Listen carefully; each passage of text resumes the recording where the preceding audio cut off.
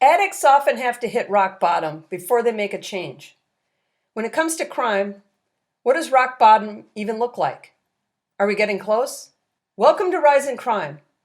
Unless you've been living in a bunker, you're well aware we have a crime problem in America. Or maybe we should say we have a punishment problem in America. Either way, the streets aren't as safe as they were just 3 years ago.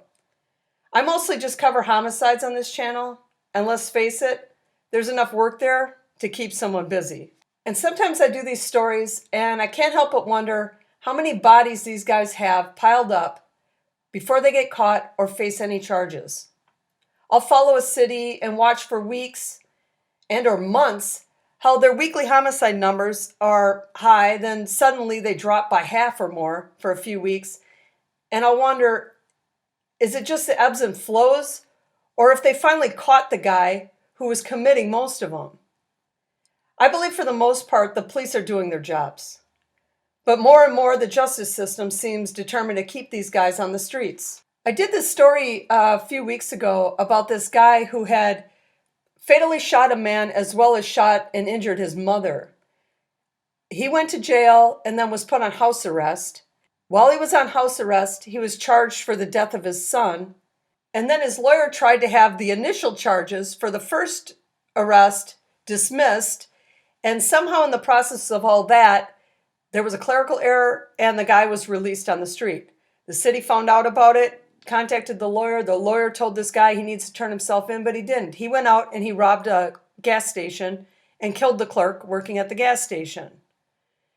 And then he was finally put in jail. And I haven't heard, because it's only been a couple weeks, if he's been released on bond or not. But he's killed 3 people now, or has been charged in 3 murders. And if they would have kept him in jail after the first one and not put him on house arrest for murder, those other 2 people, one being his son, would still be alive. I do a lot of stories on these out on bond murderers. And when these guys commit these murders while they're out on bond, a lot of them are out on bond for smaller crimes that they probably only get a year sentence. And then they're released and they go out on the streets and they kill somebody and then they end up in jail for 20 years to life.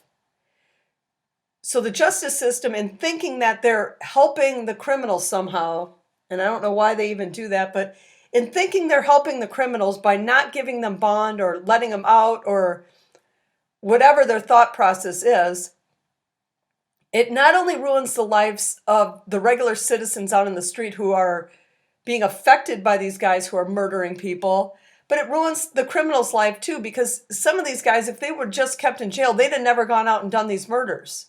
And who knows, maybe, just maybe, they'd have changed their life while they were in there. They'd have been in prison long enough to think about it and say, hey, this isn't the life I want.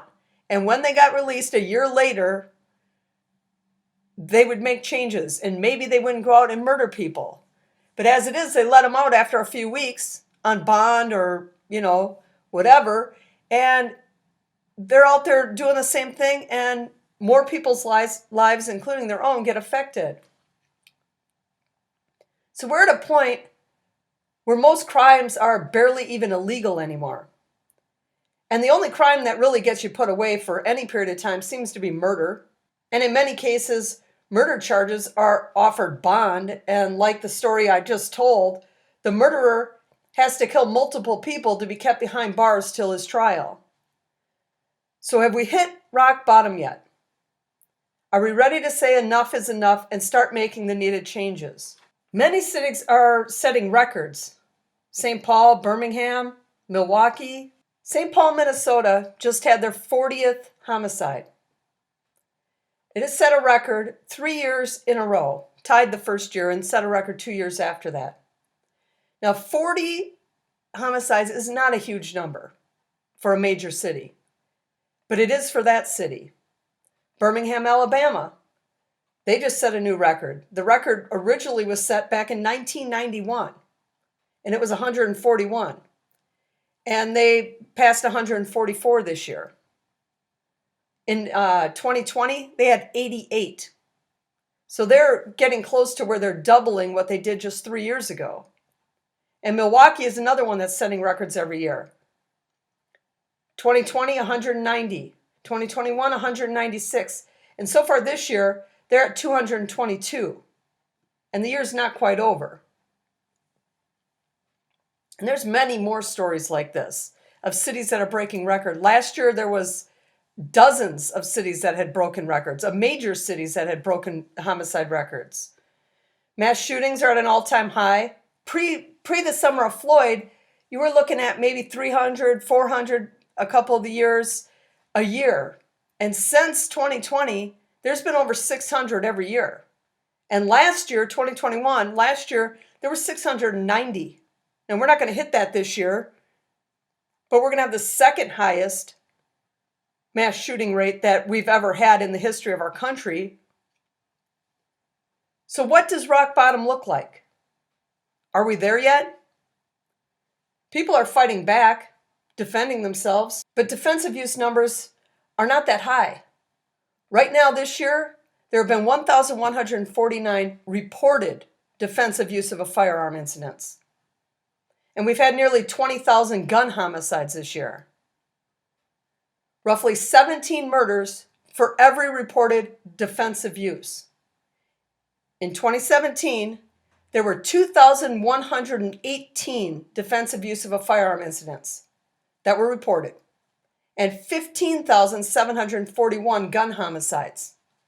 That's roughly 7 murders for every reported defensive use. When defensive use is high, murders are lower. I did an in-depth video on this earlier this year. Assuming we're not at rock bottom yet, how much worse does it have to get till we are? Will we even know it when we see it? Or will we just adapt? And will this just become the new norm? Back in the 90s, New York City got to 1,000 homicides a year before that city voted for changes. And the changes they voted for worked and lowered the murder numbers. But New York is nowhere near 1,000. It's just over 400 this year. I think it was at 402 the last time I looked. And even Chicago isn't close to 1,000. Last year, Chicago got really close to 800, but they are not even close to 1,000, and they have murders almost every day there. So if we're waiting, like they did back in the 90s, for the homicides in New York to reach 1,000, it's going to be years before there's any changes. Years. It would probably be a couple years before Chicago even reaches 1,000. And, well, we'll see what happens with the Safety Act, that they might actually reach 1,000 next year if that thing's allowed to keep going through. But my point is, will we even recognize rock bottom when we hit it?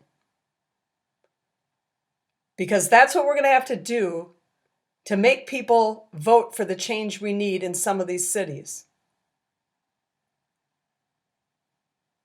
Thanks for watching, and I'll catch you on the next one.